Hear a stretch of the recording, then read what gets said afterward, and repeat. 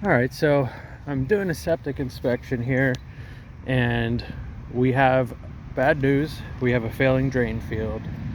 So the way that I come to this conclusion is, first I take my probe by T&T Tools and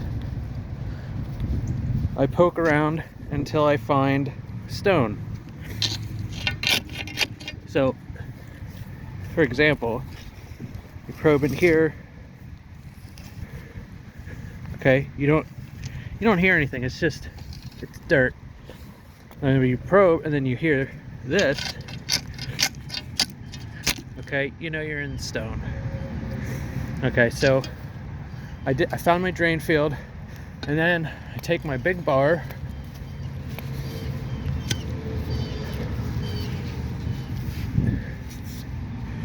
And take my big bar, and then I make a bigger hole. Okay, that way I can look down into the hole. And okay, so, and you can see there's water in there. I mean, it's full of water. So I estimated about 12 inches of stone, and there's at least 12 inches of water. So, and it was like that in 1, 2, 3, 4, 5 holes. Okay, so pretty confident that this is a failing drain field. Sometimes you'll actually see the green grass growing.